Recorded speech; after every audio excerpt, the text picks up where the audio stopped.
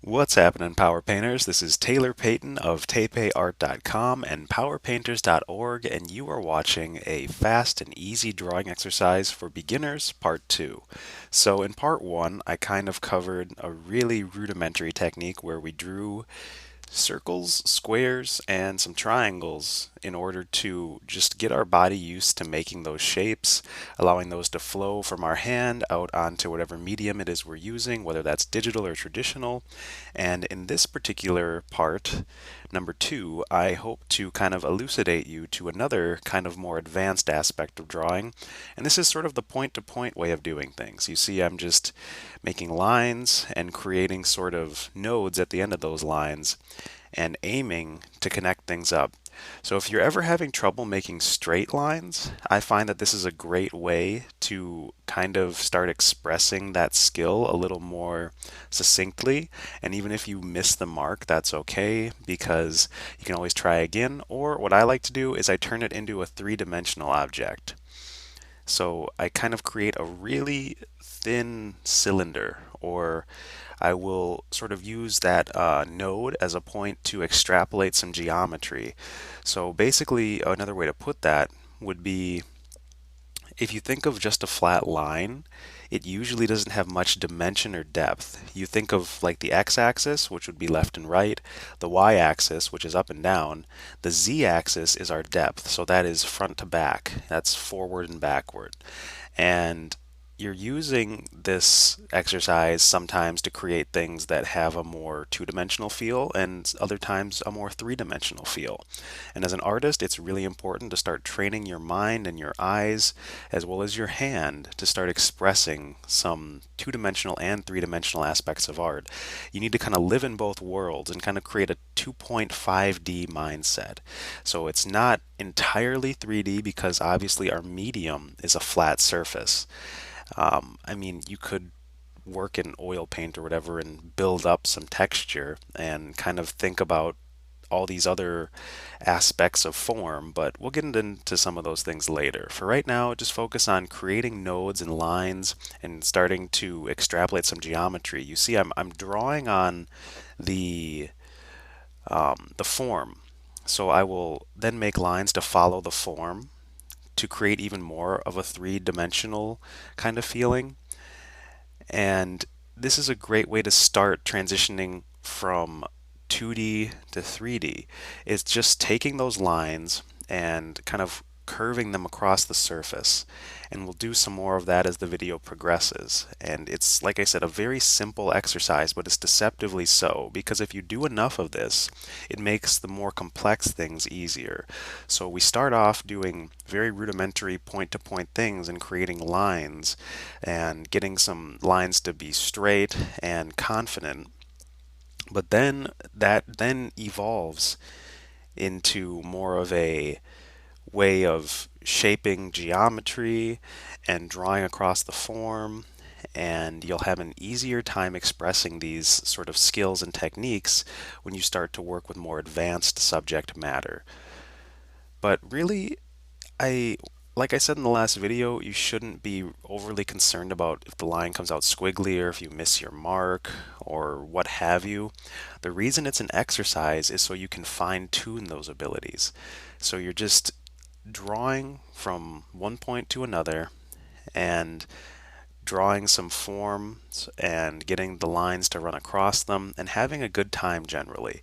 It shouldn't be stressful. It shouldn't be a thing where your internal dialogue is going crazy and telling you you're doing it wrong or this is bad or insert negative aspect here.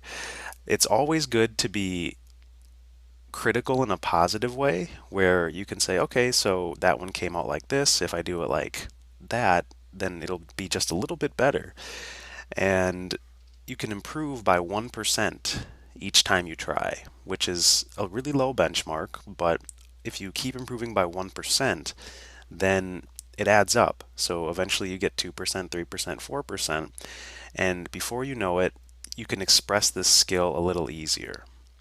Now in this bottom line here, after I've gone and drawn some more geometry, I start taking a couple points and just connecting the lines to them, but also thinking in terms of the X, the Y, and the Z axis. So I'm trying to constantly remind myself in my perception to think in terms of not only the left and the right and the up and the down, but the front and the back. Another way to put this is to think like a sculptor. So if you've ever worked with clay or any sort of physical medium and your hands are on it, you're getting a tactile sense of what it is to shape and mold form.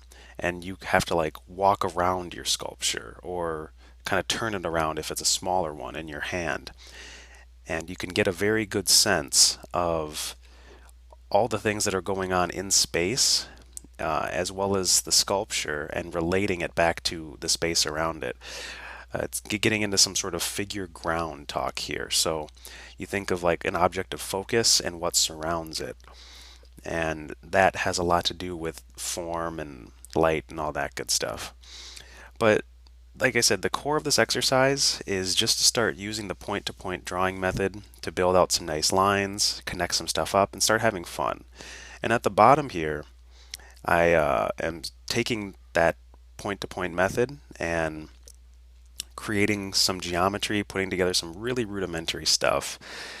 This is basically just a warm up for me. I'm not trying to make the best drawing ever, which is a really nebulous goal anyway, and I wouldn't recommend setting that. I'm just trying to get my hand and eye and brain to work together to start thinking about shape and form and dimension. And here I'm going to draw inside of these geometric forms. So we're taking a little bit from our previous video, the fast and easy drawing exercise for beginners part 1, and drawing some circles, but then drawing inside those circles.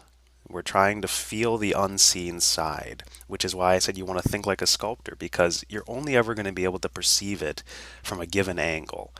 And knowing what's on the other side will give you a fuller understanding of how you can actually take that knowledge and apply it to what you're doing. So the more information you have, the better your chance of success in any given endeavor. Because if you're working in ignorance, then inevitably you're going to run into a problem that's too hard to solve with your current data set. So you need to get some more data and parse what's relevant, and then that will allow you to take the problem and solve it in a more efficient way.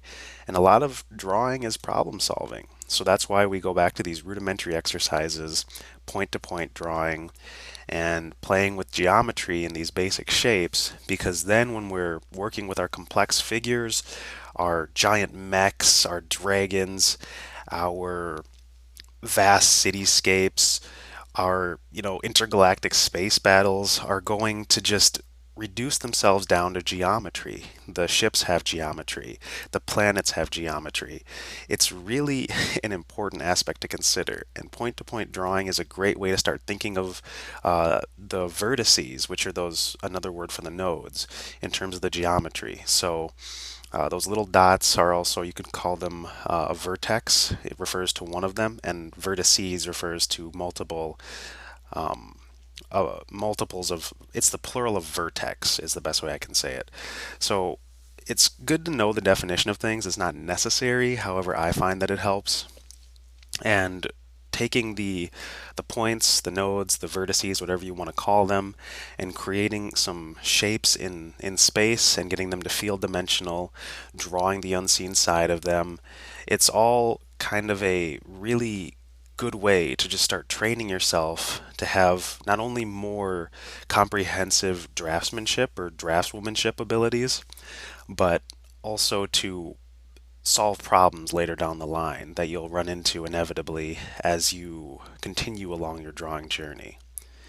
But yeah, you can just fill pages and pages with this kind of stuff, and you'll get a sense of how to take it to a more advanced level. Like, for example, when you practice your scales as a musician, I know I use this example a lot, but in order to better teach, I decided to pick up the craft of music and try to learn that so I remember what it's like starting as a beginner. Because I've been drawing since I was 14 and drawing seriously since I was about 20, and I'm 26 now, so it's been about 12 years of drawing, to various levels of, devotion and sincerity. But when you practice your scales as a musician, at first it's just like you're going up and down the scale, like da da da da da da da da da, and then you get that down, and then you go backwards, and so it's like, okay, I know it from the front, I know it from the back. Now, how can I apply that to an actual, song? And so you start mixing up those 12 notes, and you create something that's, you know it'll sound good because it's within the scale, and it's more creative, quote unquote, than just going up and down it. You're using what you're learning to start building upon that. So just do a bunch of this and stuff will start naturally coming out. Your shapes will be stronger for it. Your understanding of two-dimensional and three-dimensional aspects will be stronger. And this is a fast and easy drawing exercise for beginners part 2. I'm Taylor Payton. I hope you enjoyed. Please check out powerpainters.org as well as the Gumroad store if you want to support Power Painters, and I will see you guys in the next video. Take care and happy creating.